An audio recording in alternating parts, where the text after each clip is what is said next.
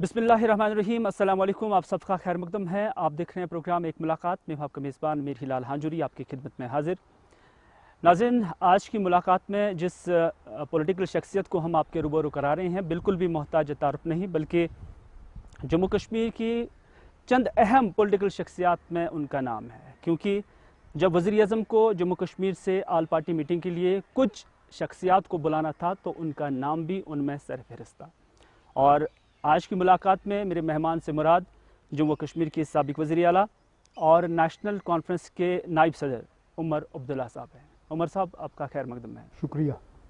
इब्तिदाहन में जानना चाहेंगे कि दिल्ली रवाना हुए, आल पार्टी मीटिंग में शिरकत की, बातचीत की, अपने ख़यालात का इजहार किया, अभी तक क्या कुछ महसूस कर रहे हैं, आउटकम क्या है उसका, और जम्मू कश्मीर के लोगों के लिए हासिल क्या है अभी तक कुछ? देखिए शायद हम में से कोई इस उम्मीद के साथ उस मीटिंग में शिरकत करने नहीं गया था कि एक ही मीटिंग में हम सारा कुछ हासिल करेंगे।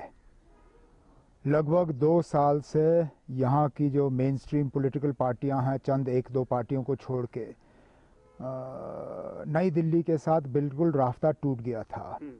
यहाँ के लोगों के ख़यालात, यहाँ के लोगों के जज्बात, यहाँ के लोगों के शिकायत, यहाँ के लोगों की बातें वहाँ तक पहुँचा ही नहीं पाए। तो ये एक मौका था एक बातचीत का सिलसिला दोबारा शुरू करने का, जिसमें कि सब जो 14 के 14 वहाँ बुलाए गए थे, सबों को बोलने का मौका नहीं मिला था। मैं उन बदनसीब में से शामिल हूँ जिनको बोलने का मौका वहाँ मिला नहीं। लेकिन जिन जिन ने बोला अपनी पार्टी या अपने तरफ से, उन्होंने बिल्कुल मतलब साफ अल्फाजों में सूरत हाल के बारे में वज़ीर आज़म साहब और होम मिनिस्टर को उसके बारे में बताया। वजह क्या है कि आपको बोलने का मौका मिला? नहीं, आपको बोलने का मौका नहीं दिया गया या कि आपने बोलना नहीं चाहा? नहीं ना, बोलना क्यों नहीं चाहा? अगर मुझे बोलना नहीं होता मैं जाता क्यों? जी, तो क्या यही समझा जा सकता है कि उस मीटिंग में वज़ीर आज़म साहब खुद मेज़बान थे, दाखिला वज़ीर साहब खुद मेज़बान थे और आपको मौका नहीं दिया गया या आपको टोका गया है? नहीं, टोका नहीं गया ना। मैं ये कभी नहीं कहूँगा कि मेज़बान की तरफ से कोई इस तरह की गुस्ताखी हुई या मुझे टोका गया। शायद मुझसे पहले बोलने वाले जो हैं, उन्होंने मेरा और जो हम बाकी 4 रह गए थे, हमारे बोलने के लिए जो वक्त रखा गया था, जो मुकर्रर किया गया था, वो वक्त मुझसे पहले बोलने वालों ने इस्तेमाल कर लिया। चूँकि डॉक्टर साहब भी इस मीटिंग में थे, आपकी पार्टी के वो सदर है, सरबराह भी हैं, लेकिन मुझे याद आ रहा है कि जब एब्रोगेशन ऑफ आर्टिकल 370 हुआ, उससे पहले भी आप और आपके वालिद साहब doctor Farooq Abdullah, retired justice Hasnain Masoodi साहब वज़ीर आज़म से मुलाकात हुए थे और उस वक्त आपको कहा गया था कि जो खदशात वादी के अंदर पाए जा रहे हैं एब्रोगेशन के हवाले से, तो उस हवाले से कुछ नहीं है, बल्कि जो सरकार है वो चाहते हैं कि इलेक्शन हो जाए।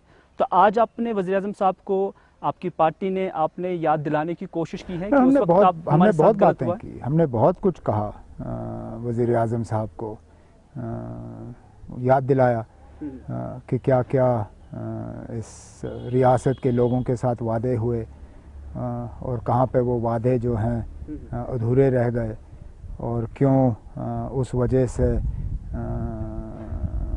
विश्वास की कमी है, एक ट्रस्ट डेफिसिट है, और उस ट्रस्ट डेफिसिट को दूर करना वो मरकज़ की ज़िम्मेदारी है। आज़ाद साहब कहते हैं कि जो कुछ भी हमने वहाँ अपने ख़यालात रखे, जिस पार्टी ने भी रखे, जिस फ़र्द ने भी रखे, तो उस पर एक मुस्बत रिएक्शन वज़ीर आज़म की जानब से आया। तो क्या उमर साहब भी मुतमईन हैं कि वज़ीर आज़म की जानब से जो ख़यालात का इजहार किया गया या जो रिएक्शन आया है उससे आप भी मुतमईन हैं? नहीं ना, कुछ चीज़ों पे जो मतलब रिएक्शन नहीं आया। 3-4 ऐसे लोग हैं, फारूक साहब और महबूबा मुफ्ती जी को शामिल करके, जिन्होंने 370 और 35A को हटाने पे नाराज़गी और खदशात का इजहार किया, लेकिन उस पे ज़्यादा कुछ जवाब सुनने को मिला नहीं। लेकिन बाकी चीज़ों पे हाँ, वज़ीर आज़म साहब ने कम से कम ये तो तस्लीम किया कि जम्मू कश्मीर और दिल्ली में दूरी है, वो दिल की भी दूरी है और दिल्ली से भी हम दूर हैं। تو انہوں نے یہ مانا ہے کہ وہ جیسے میں نے آپ سے کہا ٹرسٹ ڈیفیسٹ، بھروسے کی کمی ہے، تو اس کو درست کرنا ہے، اور انہوں نے کہا کہ وہ ذمہ داری ان کی ہے، ان کو کرنا ہوگا۔ ایک نوشن ہے پبلک میں یا سیاسی مبصرین کا بھی جب ہم ذکر کرتے ہیں تو یہی کہا جاتا ہے کہ اگر یہ جو ریلیونس ہے اس گروپ کا جو آپ یہاں سے دلی گئے وہ ریلیونس نہیں تھا، کیونکہ ان کا ماننا ہے کہ جو اسٹیٹ ہوڈ کی بحالی، ڈیلیمیٹیشن اور الیکشن یہ بی جے پی کا پہلے ہی پرپوزڈ ایک ایجنڈا ہے، تو اب ان کا وہاں جانا اس سے کیا فائدہ ہوا جموں کشمیر کو؟ یہی تو بدقسمتی ہے۔ ایک مہینہ پہلے یاد کریے نا، اب کیا ماحول تھا یہاں پہ، ڈرے ہوئے تھے لوگ، طرح طرح کی افواہیں تھیں، آپ لوگ بھی اپنے چینل کے ذریعے اور فیس بک کے ذریعے اور واٹس ایپ کے ذریعے ان پہ تبصرہ کر رہے تھے۔ کیا کہہ رہے تھے لوگ یہاں پہ؟ کہ جموں کشمیر کا دوبارہ بٹوارہ ہوگا، کہ جموں کو الگ کیا جائے گا، کشمیر کو الگ کیا جائے گا، کشمیر کا وداؤٹ اسمبلی یو ٹی کا اعلان ہوگا، جموں کو اسٹیٹ ہوڈ دیا جائے گا اور جموں کا اسمبلی جو ہے وہاں اعلان ہوگا۔ اور عام طور پہ لوگ ہم سے کیا کہہ رہے تھے کہ اب یہ روکو، کسی طرح یہ مت ہونے دو، 5 اگست 2019 ہم نے دیکھا، ہم دوبارہ نہیں دیکھنا چاہتے ہیں، کچھ کریے، کچھ روکیے۔ تو جب ہم جاتے ہیں مرکز سے بات کرنے کے لیے تاکہ یہ شک شبہ جو ہیں، یہ افواہیں جو ہیں، ان کو ٹھیک کرنے کے لیے یا ان کو ختم کرنے کے لیے، مرکز کو کنونس کرنے کے لیے کہ دیکھیں اب جو ہو گیا سو ہو گیا، اس کو ہم درست کرنے کے لیے اپنی لڑائی جاری رکھیں گے، لیکن اس سے آگے اب اور کچھ نہیں، آپ واپس ریاست کو، جموں کشمیر کو ریاست کا درجہ دے دیجئے اور لوگوں کو اپنی حکومت چننے دیجئے۔ تو اس میں کیا خطا ہے؟ نہیں تو کیا یہی ڈر تھا جو پہلے کریٹ کیا گیا اور اسی ڈر نے آپ کو مجبور کیا ہے وہاں جانے کے لیے؟ یہ تو میں نہیں کہہ سکتا ہوں، کیونکہ مجھے میں نے تو کہیں سے یہ نہیں سنا ہے کہ یہ ڈر جو ہے دلی سے پیدا ہوئی۔ اگر آپ کے پاس کوئی اس طرح کا ثبوت ہے جو آپ کہہ سکتے ہو کہ ہاں جی یہ جو افواہیں جموں کشمیر میں چلیں ان کی پیدائش یا شروعات دلی میں ہوئی، تو پھر اس پہ میں تبصرہ کرنے کے لیے تیار ہوں، لیکن میرے پاس اس طرح کا کوئی ثبوت نہیں ہے جس سے کہ میں آپ سے یہ کہوں کہ ہاں جی دلی نے پہلے یہ افواہیں تیار کیں اور پھر اس میٹنگ کو بلایا گیا۔ میرے پاس تو ایسی کوئی ثبوت نہیں ہے۔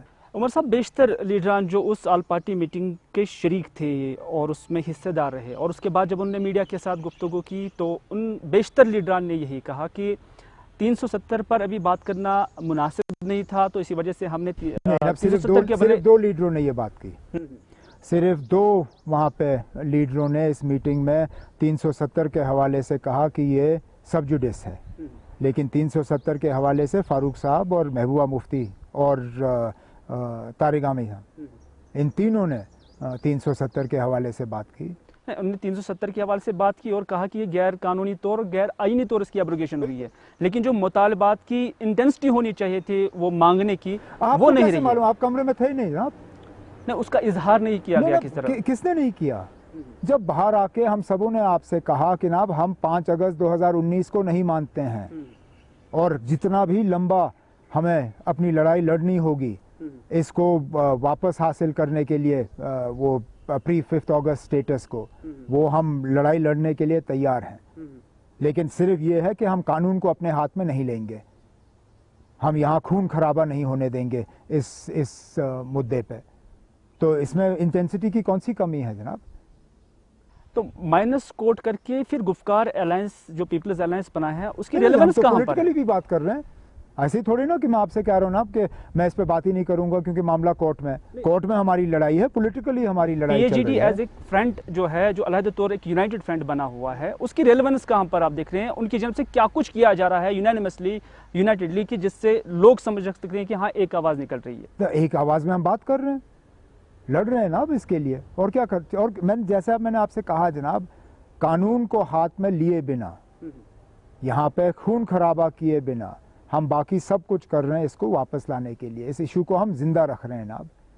کچھ لوگ سوشل میڈیا، چونکہ آپ بھی ہر کسی سوشل میڈیا پلیٹ فارم پر ایکٹیو ہے، آپ کی پارٹی ایکٹیو ہے، لوگ یہ بھی کہتے ہیں کہ ایک موقع آیا تھا جب عمر صاحب، محبوبہ مفتی، ڈاکٹر فاروق صاحب، طارق عامر صاحب گفتگو الائنس کے منچ کو نیشنل لیول پر ایک بڑا منچ پیش کرتے، لیکن وہاں پر انڈیویجول لیول پر بتایا گیا، الائنس کے طور پہ بلایا نہیں گیا تھا، بلایا نہیں گیا تھا لیکن آپ پیش کر سکتے تھے. لیکن ایشوز پہ ہم نے بات کی اور مل کے ہم نے ایشوز پہ بات کی.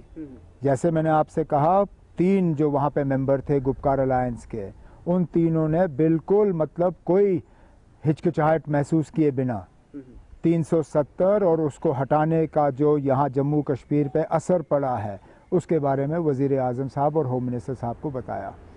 بہت سارے لیڈران یہ بھی کہتے ہیں، جس پہ مظفر حسین بیگ صاحب بھی ہے، غلام نبی آزاد صاحب بھی ہے، اور یہ کہتے ہیں کہ معاملہ سب جوڈس ہیں تو اس پر بات نہیں کر سکتے ہیں. لیکن جب 35A سب جوڈس تھا تب گورنمنٹ آف انڈیا نے اس کو ایبروگیٹ کیا. میں آپ سے کب کہہ رہا ہوں نا کہ میں مانتا ہوں یہ بات، میں تو مانتا ہی نہیں ہوں. اگر یہ بات صحیح ہوتی کہ آپ معاملہ سب جوڈس ہے، آپ اس پہ بات نہیں کر سکتے ہو، تو سالوں سال بی جے پی نے رام مندر اور بابری مسجد پہ بات کی. کیا معاملہ اس وقت سب جوڈس نہیں تھا؟ معاملہ اس وقت بھی سپریم کورٹ کے زیر غور تھا، لیکن بی جے پی نے اس پہ بات کرنے سے کوئی مطلب ہچکچاہٹ محسوس نہیں کی. تو اگر 35A اور 370 اور یہ 5 اگست جو ہے یہ سپریم کورٹ کے سامنے ہے، تو اس کا یہ مطلب نہیں ہے کہ اس پہ ہمیں خاموشی اختیار کرنی چاہیے یا اس پہ ہمیں بولنا نہیں ہے. ہم تو بولتے رہیں گے. بی جے پی سرکار پر یا ڈیموکریٹک سرکار پر آپ کا بہت کم اعتماد لگ رہا ہے کہ وہ ریسٹور کر سکتے ہیں جموں کشمیر کی اسپیشل جنہوں نے اسٹیٹس آپ کو. سے لیا آپ ان سے کیا امید رکھو گے؟ لیکن آپ کا بھروسہ سپریم کورٹ پر ہے، اور وہ بھی اس وقت جب پرشانت بھوشن ملک کے بڑے وکیل یہ کہتے ہیں کہ آج کی ڈیٹ میں جو سپریم کورٹ ہے اس کی آزادی پر انہوں نے سوالات اٹھے. جب کپل سبل جیسے معروف وکیل یہ کہہ سکتے ہیں کہ حالیہ جو فیصلے کورٹ کی جانب سے آئے ہیں تو اس پر کورٹ کو انٹراسپیکٹ کرنے کی ضرورت ہے، تب عمر صاحب کورٹ پہ بھروسہ کر رہے ہیں. اب اگر میں کورٹ پہ بھروسہ نہیں کروں گا تو پھر کس چیز پہ کروں؟ کس چیز پہ کروں نا؟ کہیں نہ کہیں تو مجھے اپنا بھروسہ رکھنا ہوگا. تو کورٹ پہ بھروسہ کرنا ایک مجبوری ہے؟ نہیں، مجبوری نہیں ہے نا، مجبوری نہیں ہے. یہ ایک یا تو آپ اس ملک کے آئین پہ بھروسہ کرتے ہیں، اگر آپ کرتے ہو تو پھر آپ کو جو آئین کے تحت جو ایونیوز ملتے ہیں، جو طریقہ کار ملتے ہیں انصاف حاصل کرنے کے، آپ کو ان کا استعمال کرنا ہوگا. آئین کے تحت ہمیں سپریم کورٹ کے پاس جا کے اپنا جو ہے موقف رکھنے کی اجازت دی جاتی ہے اور ہم اس کو استعمال کر رہے ہیں. یہاں تو بڑے بڑے علیحدگی پسند لوگ بھی سپریم کورٹ اور کورٹ میں جاتے ہیں، چاہے اپنا بیل ہیئرنگ کرنے کے لیے، اپنے آپ کو چھڑوانے کے لیے. تو کیا وہ چھوڑ دیں؟ پھر کیا ان کو چھوڑنا چاہیے جو کیس لڑے جا رہے ہیں علیحدگی پسند لیڈروں کے کورٹس میں؟ تو پھر ان کو کہنا چاہیے نا مجھے کورٹ پہ کوئی بھروسہ نہیں ہے، میں کورٹ سے ہٹ جاتا ہوں. جب آپ کی میڈیا کمپنیوں پہ کے ساتھ غلط ہو جاتا ہے، جب آپ کے لوگوں کے ساتھ ظلم ہوتا ہے، تو آپ کیا کورٹ جا کے انصاف حاصل کرنے کی کوشش نہیں کرتے ہو؟ جب آپ کر سکتے ہو تو ہم کیوں نہیں کر سکتے ہیں؟ ایک اور سوال میں اسی وزٹ کے بارے میں پوچھنا چاہوں گا آپ سے، کیونکہ جب بھی جموں کشمیر ہو یا دلی میں فاروق صاحب ہو یا آپ ہو یا جو بھی جموں کشمیر سے تعلق سیاستدان ہیں، ہمیشہ یہ کہتے ہیں کہ مسئلہ کشمیر کا حل بھارت اور پاکستان کے جامعہ مذاکراتی عمل میں ہے. اور یہی بات جب محبوبہ مفتی نے یہاں کی، اور اس کے بعد اسی سے متعلق سوال ڈاکٹر فاروق عبداللہ سے دلی میں پوچھا گیا، اور انہوں نے کہا کہ محبوبہ مفتی کا ایجنڈا الگ ہے اور میں پاکستان کے ساتھ بات کرنے پر کوئی بات نہیں کروں گا. نہیں، فاروق صاحب نے میڈیا سے جو کہا ہوگا وہ پبلک کنزمپشن کے لیے، لیکن جو لوگ میٹنگ میں تھے ان سے پوچھے نا فاروق صاحب نے وہاں کیا بات کی. وزیر اعظم دیکھنا، وزیر اعظم صاحب کو تو فاروق صاحب نے، میں خود سن رہا تھا ان کی بات، آپ باقی جو اس میٹنگ میں 13 اور لوگ جو تھے ان سے پوچھ لیجئے. فاروق صاحب نے پرائم منسٹر سے سیدھا کہا جناب کہ پاکستان سے بات کیے بنا اور ان کو کانفیڈنس میں لیے بنا اور ان کے ساتھ ایک دوستی کا رشتہ بنائے بنا یہ مسئلے حل نہیں ہوں گے. مطلب محبوبہ مفتی واحد لیڈر نہیں تھی، بلکہ ڈاکٹر صاحب نے بھی پاکستان کے ساتھ بات کرنے کی وکالت کی اس میٹنگ میں. کہا جناب، بالکل کہا کہ جناب ہمیں اس پورے سب کانٹیننٹ کو ٹھیک کرنا ہوگا اور اس کے لیے ہمیں اپنے پڑوسیوں کے ساتھ، جن میں پاکستان بھی شامل ہے، ہمیں ایک اچھا رشتہ بنانا ہوگا. یہ وزیر اعظم صاحب کو انہوں نے بالکل کہا. عمر صاحب، ڈیلیمیٹیشن کے بارے میں پوچھنا چاہوں گا آپ سے، کیونکہ ڈیلیمیٹیشن کمیشن جب بنایا گیا تو اس وقت نیشنل کانفرنس نے یکسر مسترد کیا اس میں جانا، اس کا ممبر بننا. لیکن آج 1.5 سال گزر گیا، اور کس چیز نے آپ کو مجبور کیا ہے ریتھنک کے لیے کہ آپ اس میں جائے نہ جائے؟ اور یہی وجہ ہے کہ آپ نے کور گروپ کی میٹنگ 2 بار بلائی اور اس کے بعد جو آخری فیصلہ ہے اس حوالے سے اس کا اختیار ڈاکٹر صاحب کو دیا ہے. جب فیصلہ لیا گیا تھا وہ بہت ہی کم لوگوں نے اس وقت فاروق صاحب کو اپنی رائے دی تھی. شاید 2-3 لوگ فاروق صاحب سے اس وقت ملے اور انہوں نے فاروق صاحب کو رائے دی تھی کہ اس میں اس پروسیس میں شامل ہونا ہمارے لیے غلط ہوگا. لیکن اس کے بعد کافی عرصے سے میں اپنے ساتھیوں سے مختلف چیزوں پہ بات کر رہا تھا اور اس میں ڈیلیمیٹیشن کے حوالے سے بھی بات آئی, اور میں نے یہ پایا کہ میرے بہت سارے ایسے ساتھی ہیں تنظیم کے جو اس فیصلے سے خوش نہیں تھے, لیکن جن کو اس فیصلے میں شامل نہیں کیا گیا تھا, اور جو چاہتے تھے کہ فاروق صاحب کے ساتھ بات کر کے وہ انہیں اپنی رائے بھی دینا چاہتے تھے. اور میں نے ان سے اتنا ہی کہا, میں نے کہا جناب اگر فاروق صاحب ساتھیوں سے مشورہ کرنے کے بعد یہی پاتے ہیں کہ اکثریت ساتھیوں کی یہی ہے رائے کہ ہمیں اس میں شرکت نہیں کرنی چاہیے, تو پھر یہ فیصلہ بدلے گا نہیں. لیکن اگر آپ کی رائے صحیح ہے اور زیادہ تر پارٹی والے کہتے ہیں کہ ہمیں اس میں شرکت کرنی چاہیے, پھر آپ فاروق صاحب پہ چھوڑ دیجئے, وہ خود فیصلہ کافی کر لیں گے. کانٹراڈکٹ لگ رہا ہے, کیونکہ آپ کا ماننا ہے کہ بہت سارے جو آپ کے ساتھی تھے وہ متفق نہیں تھے اس فیصلے کے ساتھ, لیکن یہاں پر جو کور گروپ کی میٹنگ ہوئی ہے اس میں سارا اختیار ڈاکٹر صاحب کو ایک بار پھر سے دیا گیا. ہاں بالکل, کیونکہ انہوں نے کہا کہ یہ فیصلہ چینج ہونا چاہیے, لیکن ہم مجبور نہیں کر سکتے ہیں آپ کو, ہم آپ پہ چھوڑ دیتے ہیں. آج کی ڈیٹ میں کیا آپ سمجھتے ہیں کہ یہ فیزیبل ہے نیشنل کانفرنس کے لیے, اگر آپ نے اختیارات ڈاکٹر فاروق صاحب کو ہی دیا تھا؟ آپ عمر صاحب کی ذات کیا کہتی ہے, جانا چاہیے یا نہیں جانا چاہیے؟ نہیں, میری ذات کا اس سے کوئی لینا دینا نہیں ہے نا. پارٹی کے میٹنگ میں نے اپنی رائے جو ہے ساتھیوں کے سامنے رکھی, اتنا ہی کافی ہے. آج کے ڈیٹ میں جب گورنمنٹ آف انڈیا اب اس موڈ میں بھی ہے کہ اب جموں کشمیر کے اندر الیکشن کرائے جائیں, اور آرٹیکل 370 کے ابروگیشن کے بعد کیا آپ کو لگ رہا ہے کہ ایک ریلیونس جو یا امپورٹنس جو مین اسٹریم پولیٹیکل پارٹیز کی تھی وہ پبلک میں تھوڑی سی کم ہو رہی ہے یا ساکھ کمزور ہو رہی ہے؟ ابھی تو DDC کے الیکشن ہوئے, آپ کو مین اسٹریم کی ریلیونس کم لگی کیا؟ 40% یا 42% کے آس پاس ووٹ. تو اس سے پہلے کیا تھا؟ جب 90% لوگ میرے دور میں جب پنچایت کے الیکشن ہوئے اور 90% لوگوں نے حصہ لیا, آپ نے اس وقت ہمیں ریلیونس دی؟ اس وقت آپ نے کہا کہ جناب آپ کی ریلیونس اب 90% ہے, باقیوں کا رہا نہیں. جناب آپ نمبروں کے ساتھ کھلواڑ اس طرح مت کریے نا. جب آپ کو سوٹ کرتا ہے تو آپ نمبر لاتے ہو, جب آپ کو سوٹ نہیں کرتا تو آپ نمبر چھوڑ دیتے ہو. 2014 کے پارلیمنٹ اور اسمبلی الیکشن میں لوگوں کے الیکشن میں حصہ لینے کی تعداد کم رہی کیا؟ تو کیا آپ کو لگ رہا ہے کہ پھر لوگ پارٹیسپیشن کریں گے اور یا کھل نہیں کر کریں گے؟ وہ لوگوں تک ہے. میں تو صرف اتنا ہی کہوں گا کہ ان کو مجبور نہیں کیا جانا چاہیے. کسی کو زبردستی ووٹ ڈالنے کے لیے گھر سے گھسیٹ کے نکالا نہیں جانا چاہیے.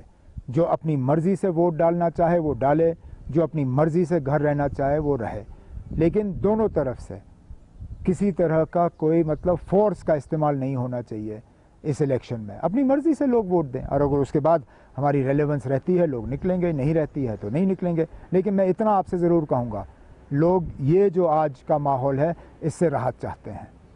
لوگ چاہتے ہیں کہ یہاں پہ ان کے چنے ہوئے نمائندوں کے ہاتھ میں فیصلے آ جائیں, وہ کوئی ہو. میں نہیں کہتا ہوں کہ لوگ نیشنل کانفرنس یا PDP یا کسی ایک پارٹی کو چاہتے ہیں, لیکن لوگ چاہتے ہیں کہ یہ افسر شاہی ختم ہو.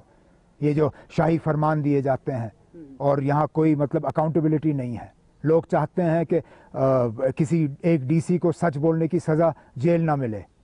لوگ چاہتے ہیں کہ یہاں پہ گورنمنٹ جو ہے صحیح معنی میں کام کرے اور ان کے مطالبے جو ہیں حل کریں. تو میں یہ کبھی نہیں کہوں گا کہ لوگ 100% جو ہیں کسی ایک پارٹی کو چاہتے ہیں, لیکن میں اتنا ضرور کہوں گا کہ چاہے وہ جموں ہو چاہے وہ کشمیر ہو, اوور ویلمنگ میجورٹی لوگوں کی یہ ہے جو چاہتی ہے کہ یہ افسر شاہی نظام جو ہے یہ ختم ہو جائے. آپ نے یہ بھی اندیا دیا تھا کہ الیکشن اگر ہونے ہیں تو وہ اسٹیٹ میں ہونے چاہیے, پہلے اسٹیٹ ہوڈ ملنا چاہیے اور اس کے بعد الیکشن ہونے چاہیے. کیا آپ کو لگ رہا ہے کہ گورنمنٹ آف انڈیا ایسا کرے گی, یا آپ کو لگ رہا ہے کہ UT میں ہی الیکشن ہو جائیں گے اور اس کے لیے کیا نیشنل کانفرنس تیار ہے؟ یہ بحث کا مدعا ہوگا. ہم تو چاہتے ہیں کہ پہلے اسٹیٹ ہو اس کے بعد الیکشن ہو. ہم نے یہ بات میٹنگ میں بھی رکھی اور ہم اس بات پہ زور دیتے رہیں گے. کل کی میٹنگ کے بعد کیا آپ ایکسپیکٹ کر رہے ہیں کہ تھوڑا سا اب بھارتیہ جنتا پارٹی کی جو سرکار ہے مرکز میں وہ بھی اب تھوڑی سی نرم پڑ گئی ہے جموں کشمیر کے وزاویز؟ وہ وقت ثابت کرے گا, میں ابھی کہہ نہیں سکتا ہوں, لیکن کم از کم سننے کے لیے تو تیار ہیں. جو کل تک کہہ رہے تھے کہ سننے کی ضرورت نہیں ہے, جو کل تک کہہ رہے تھے کہ یہ لوگ irrelevant ہیں, جو کل تک کہہ رہے تھے کہ ان لوگوں کی کوئی کوئی گینگ, چلیے بہت سے الفاظ استعمال کیے نا, اب گینگ تو بہت معمولی تھا.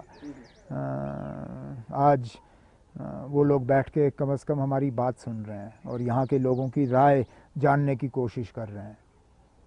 شروعات ہے. تو اشاروں میں کہیں آپ کا یہ اشارہ تو نہیں ہے کہ اب وہ بالکل اب آیا اونٹ پہاڑ کے نیچے؟ مجھے 21 سال ہو گئے سیاست، 21 اب 22 سال ہو گئے نا اب سیاست کرتے ہوئے.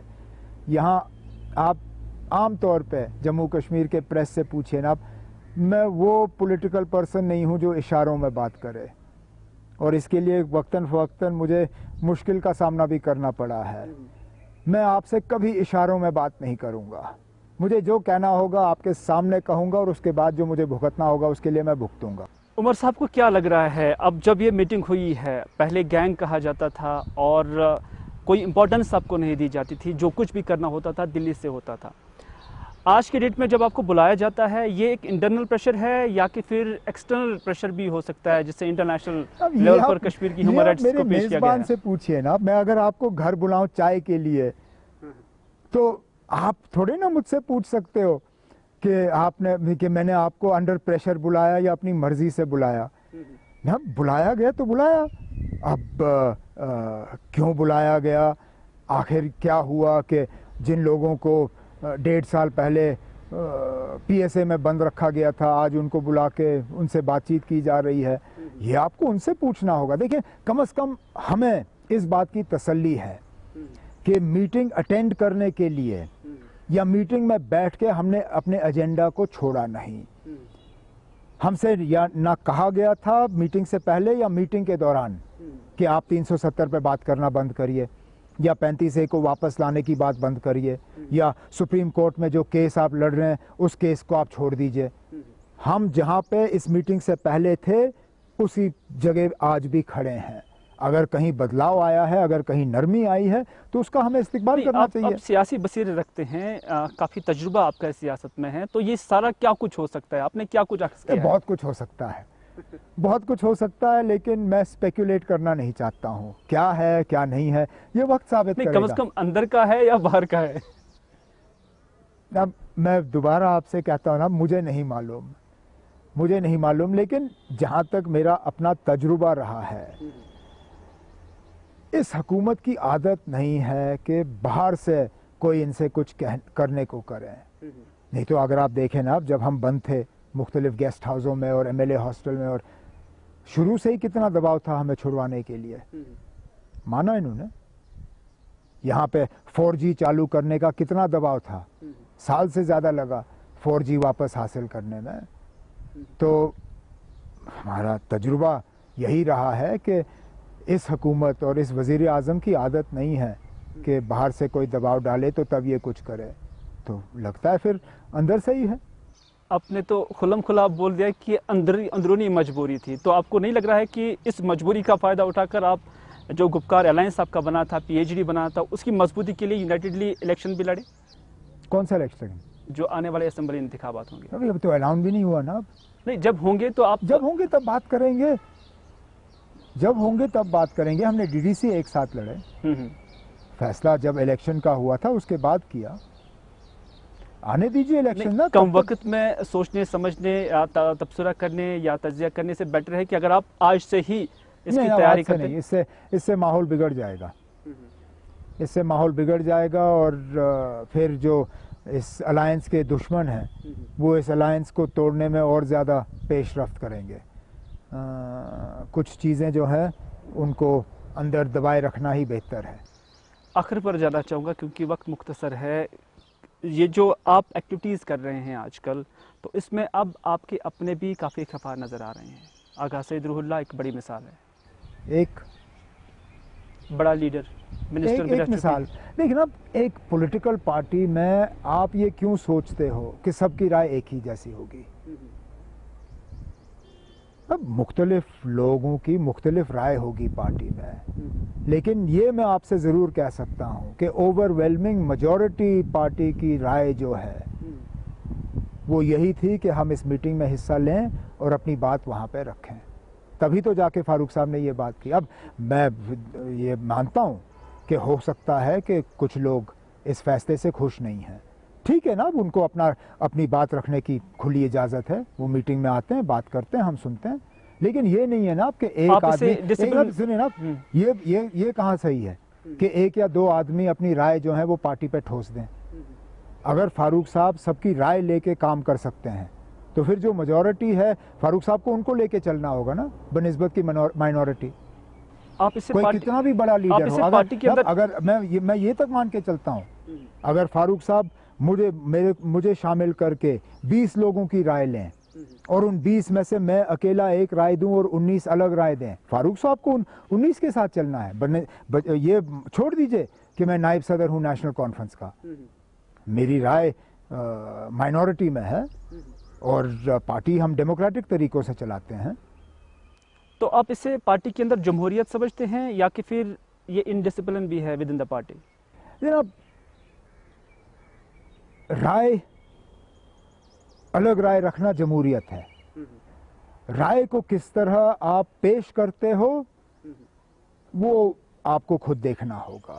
اگر آپ وہ طریقے استعمال کرتے ہو جس سے کہ پارٹی کے ڈسپلن کو نقصان پہنچتا ہے اس پہ پھر سوچا جانا چاہیے. ہم نے کبھی کسی ساتھی سے یہ نہیں کہا کہ آپ میٹنگ میں آ کے بات مت کریے، لیکن ہم یہ ضرور امید رکھ سکتے ہیں کہ بات جو ہے پارٹی کے اندر ہی رکھنی چاہیے. لیکن ٹھیک ہے جناب، کوئی بات نہیں، کبھی کبھار بات چلتے کیونکہ ڈسپلنری کمیٹی بھی ہوتی ہے پارٹی کے اندر، تو ان کی جانب سے کوئی ایکشن نہیں آیا. ایکشن لوں گا، آپ لوگ کہو گے انٹالرنٹ ہیں، آپ لوگ کہو گے یہ ڈسینٹ کو ٹالریٹ نہیں کرتے، آپ لوگ کہو گے دیکھیے نا خاندانی پارٹیوں میں یہی کمزوری ہے، یہ اپنی آواز کے بجائے اور کسی کی آواز سننے کے لیے تیار نہیں ہے. اس لیے جناب میں کوئی ڈکٹیٹر نہیں ہوں، نہ میرے والد صاحب ڈکٹیٹر ہیں. الگ ساتھی رائے رکھتے ہیں، ہم یہ امید ضرور کریں گے کہ ساتھی یہاں آ کے اپنی رائے رکھیں. بیچ میں کبھی کبھار تھوڑا سا بچپنا آ جاتا ہے، ٹھیک ہے نا، اب اس چیز کو ہم برداشت بھی کر لیتے ہیں. چلیے عمر صاحب، آپ کا بہت بہت شکریہ کہ آپ نے اپنا قیمتی وقت دیا. تو ناظرین، آپ کا بھی بہت بہت شکریہ کہ آپ نے ہمیں ابھی تک برداشت کیا. اسی کے ساتھ دیجیے اپنے میزبان میری ہلال ہانجری کو پوری ٹیم کے ساتھ اجازت. خدا حافظ.